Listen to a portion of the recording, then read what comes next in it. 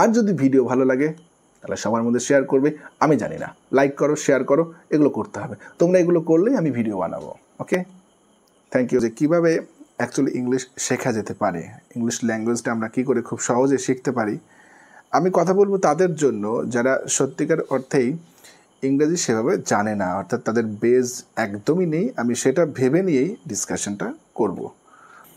So ইংরেজি শেখার জন্য সবার প্রথমে যেটা দরকার, অর্থাৎ ইংরেজি যেভাবে তৈরি হয়, অর্থাৎ একটা লাইন আমরা যেভাবে তৈরি করি, যেমন ধরুন আমি বললাম নাও আই অ্যাম টিচিং, অর্থাৎ এই যে একটা সেন্টেন্স তৈরি হলো, আই অ্যাম টিচ নাও, এই যে এক একটা শব্দ আমরা এদেরকে এক একটা শব্দে ভাগ করছি, এই যে শব্দগুলো পরপর বসে একটা সেন্টেন্স তৈরি হলো, অর্থাৎ একটা বাক্য তৈরি হলো।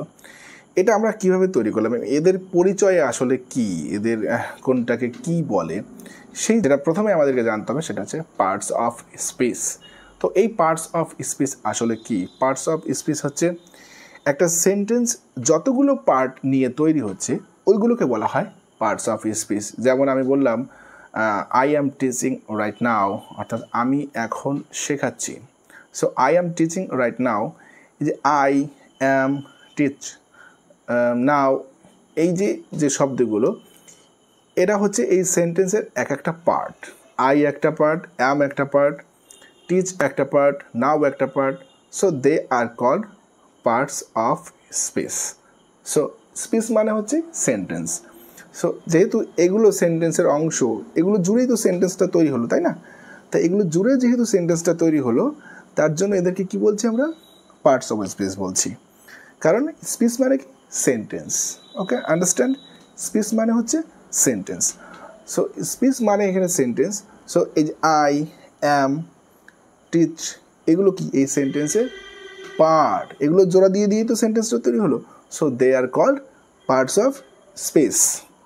ওকে, সো এই পার্টস অফ স্পিচের একটা নাম আছে, যেমন তোমার আমার নাম আছে, সব কিছুর একটা নাম আছে, তেমনি এদেরও নাম আছে। যেমন আই একটা পার্ট অফ স্পিচ, অ্যাম একটা পার্ট অফ স্পিচ, টিচ একটা part of speech, but what they are called, তাদেরকে কী বলে, এইগুলো আমাদেরকে প্রথমে শিখতে হবে। যেমন এখানে আই একে বলে গ্রামারের ভাষা, অর্থাৎ according to parts of speech এটাকে বলা হচ্ছে প্রোনাউন। অ্যাম এটাকে বলে ভার্ভ, টিচ এটাও ভার্ভ। সো এই জিনিসগুলো, অর্থাৎ যেই পার্টগুলো নিয়ে একটা স্পিচ তৈরি হচ্ছে, একটা সেন্টেন্স তৈরি হচ্ছে, সবার প্রথমে আমাদেরকে এগুলো শিখতে হবে। আজকের ভিডিওতে আমরা পার্টস অফ স্পিচের একটা ডিসকাশন করব। সো পার্টস অফ স্পিচের ডিসকাশনে প্রথমে যেটা দরকার সেটা হচ্ছে এর নামগুলো আমাদের জেনে নেওয়া দরকার। সবার প্রথমে আমি এক এক করে বলছি, শুনবে ভালো করে। যারা দেখবে ভিডিওটি তারা নোট ডাউন করে নেবে, পড়বে এবং পরপর এই ভিডিওগুলোকে ফলো করবে, তাহলে খুব ভালোভাবে শিখতে পারবে। Parts of speech: noun, verb, adverb and adjective. এই চারটে part of speech they are related.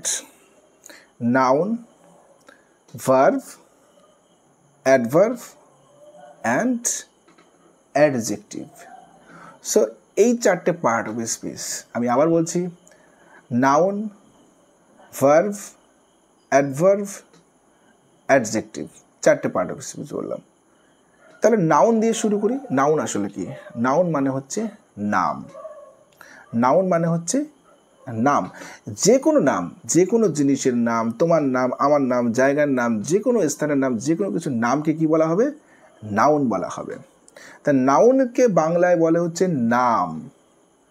যেমন কলকাতা একটা নাউন, যেমন বারাসাত একটি নাউন, ইন্ডিয়া একটি নাউন। সো যে কোনো নামকে নাউন বলে। এলিফ্যান্ট নাউন, ডগ নাউন, তোমার নাম নাউন, আমার নাম noun, Sushmita noun, Delhi noun, London noun. So যে কোনো নামকেই নাউন বলা হয়। এই নাউন যখন ডিসকাস করা হবে, নাউনের সঙ্গে আরও একটি পার্ট অফ স্পিচ আমাদের ডিসকাস করা দরকার, সেটা হচ্ছে প্রোনাউন। কেন? কারণ নাউন যখন আসবে, যেমন কান টানলে মাথা আসবে। তেমনি নাউনকে উচ্চারণ করলেই, নাউনের নাম নিলেই কে আসবে? প্রোনাউন আসবে। যদি আমি প্রথমে এটা বলিনি, সো নাউন এবং প্রোনাউন, যেখানে নাউন আছে সেখানে প্রোনাউন আছে, কারণ প্রোনাউনের সোর্স হচ্ছে এই নাউন। সো নাম বললে নাউনকে বোঝাবে, আর ওই নামকে বোঝানোর জন্য আমরা যে শব্দ ব্যবহার করে থাকি নাউনকে বোঝানোর জন্য তাকে বলে প্রোনাউন। প্রো মানে পরিবর্তে, নাউন মানে নাম, তাহলে কি দাঁড়ালো? নামের পরিবর্তে। তাহলে নাউন অ্যান্ড প্রোনাউন, তাহলে যে কোনো নামকে কি বলে? নাউন বলে। ওকে, ক্লিয়ার? যে কোনো নামকে নাউন বলে, এবং এই নাউনকে আমরা নাম বাদ দিয়ে অন্য যেটা দিয়ে প্রকাশ করতে পারি, যে শব্দটা দিয়ে প্রকাশ করতে পারি, তাকে বলে প্রোনাউন। Very good. এই প্রোনাউন কারা?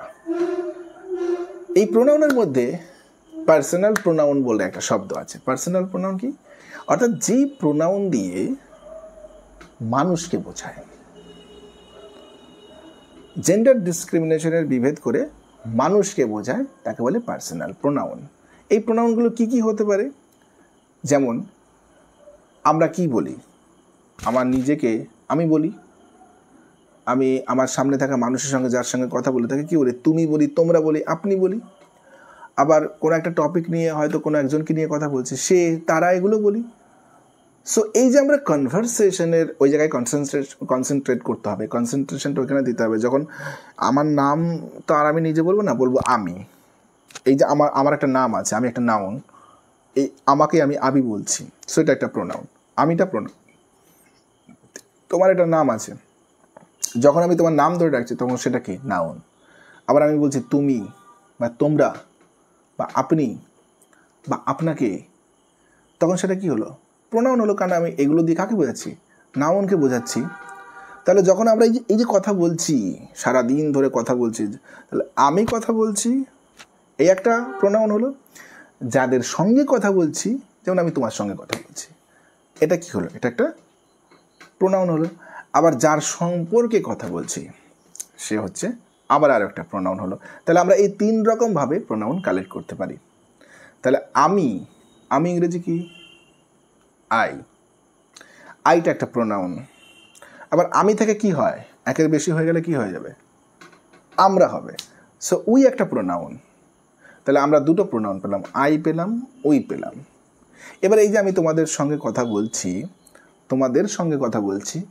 তাহলে তোমরা কি হলে? ইউ। ইন ইংলিশ ল্যাঙ্গুয়েজ তুমি, তোমরা, আপনি, আপনার একটাই শব্দ ব্যবহার করা, সেটা হচ্ছে you. Understand? You. So you দিয়ে আমি তোমাদের বোঝাচ্ছি। আর ধরো আমরা রবীন্দ্রনাথ ঠাকুরকে নিয়ে কথা বলছি, তাহলে তাকে বোঝানোর জন্য হি। বা আমরা একদল মানুষকে নিয়ে কথা বলছি, তাহলে কি হবে? দে, তারা। তাহলে আমরা কি পেলাম? আই পেলাম, উই পেলাম, ইউ পেলাম। রবীন্দ্রনাথ ঠাকুর সে ভালো না, এই যে নিন্দা করি আমরা, পরনিন্দা পরচর্চা করি না, পিএনপিসি করি না, কারণ আমি হি, সে ভালো না, ও শুধু বেশি কথা বলে, এই যে পিএনপিসি করছে যার নামে, সে।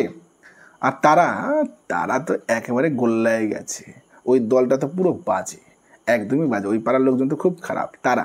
এই যে দে, এটা একটা প্রোনাউন হলো। তাহলে আমরা এই যে কনভারসেশন, এই যে কথা বলি, এই যে দুটো মানুষের সঙ্গে কথা বলছি আর যাদেরকে নিয়ে কথা বলছি, এই থ্রুতে কিন্তু আমরা প্রোনাউনগুলো পেয়ে গেলাম খুব সহজেই। তাহলে কি পেলাম? আবার প্রথম থেকে দেখি। পেলাম হচ্ছে আই পেলাম, তাই না? উই পেলাম, আর কি পেলাম?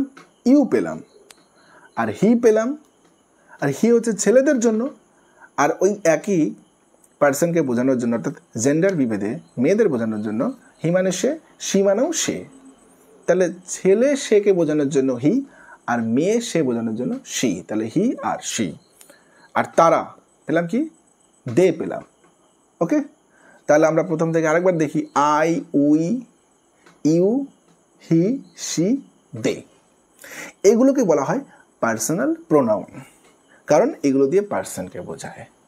এর বাইরেও যে প্রোনাউন রয়েছে সেটা হচ্ছে ইট এবং দ্যাট, দোজ, এগুলো প্রোনাউন হিসেবে ইউজ হয়। দিস, দিস, দ্যাট, দোজ, এগুলো প্রোনাউন হিসেবে ইউজ হয়। সো আমরা পার্সনকে বোঝানোর জন্য, আমরা কোনো মানুষকে বোঝানোর জন্য আমরা যে প্রোনাউনগুলো দরকার সেটা আমরা জেনে নিলাম। তাহলে যে কোনো নামকে কি বলে? নাউন বলে। আর ওই নাউনকে বোঝানোর জন্য যে শব্দকে আমরা ব্যবহার করি তাকে বলে প্রোনাউন, যার বাংলা হচ্ছে সর্বনাম। সব নামের জন্য তুমি যেটাকে ব্যবহার করতে পারবে, যেই শব্দ দিয়ে তুমি সব নামকে বোঝাতে পারবে তাকেই বলে সর্বনাম। সেই জন্য বাংলায় প্রোনাউনকে বলে সর্বনাম। তাহলে আমরা দুটো পার্ট অফ স্পিচ শিখলাম, একটা হচ্ছে নাউন আর একটা হচ্ছে প্রোনাউন। তাহলে যেই পার্ট অফ স্পিচ অর্থাৎ যেই শব্দগুলো পার্টগুলো নিয়ে নিয়ে নিয়ে নিয়ে একটা সেন্টেন্স তৈরি হবে সেগুলোকে কি বলে?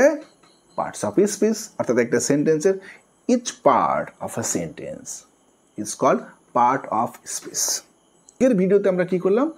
শুধু নাউন আর প্রোনাউন সম্পর্কে একটা আইডিয়া নিলাম। ইংরেজি শিখতে হবে বা 2তে আমরা নাউনের ভাগগুলো পড়ব, অর্থাৎ classification of noun, division of noun. Noun তো শুধুমাত্র এটা জানলাম যে যে কোনো নামকে নাউন বলে, কিন্তু কেমন নাম, সাধারণ নাম কিনা, বিশেষ নাম কিনা, একদম প্রপার নেম কিনা, আবার যেই নাম শুধু শোনা যায় ধরা যায় না, শুধু শুনতে পারবো, বুঝতে পারবো, অনুভূতি করতে পারবো, তাই না? এরকম অনেক কিছু আছে। সো এর ভাগ রয়েছে, এই ভাগগুলো আমরা পরের দিন শিখব এবং প্রোনাউন সম্পর্কে আরও একটু বিস্তার জানব। তো আজকে ইংরেজি শিক্ষার আসরে আমরা কি শিখলাম? যে ইংরেজি কী করে শিখব? How we can learn English from very basic points. First of all, we have to build up our base. যেমন একটা দোতলা বাড়ি করার জন্য বা একতলা বাড়ি করার জন্য যেমন বেসটা অর্থাৎ একদম নিচটা খুব শক্তিশালীভাবে তৈরি করা হয়, তেমনি প্রথমে আমাদের কি করতে হবে? বেসটা তৈরি করতে হবে। সো একটার পর একটা ভিডিও এরকম আসবে, এই ভিডিওগুলো তোমরা ফলো করবে এবং ইংরেজি খুব সহজে শিখতে পারবে, আই অ্যাসিওর। আজকে আমরা এই পর্যন্ত শেষ করছি। এর পরের ভিডিওতে আমরা এর নেক্সট পার্টটা দেখব। ওকে, থ্যাংক ইউ।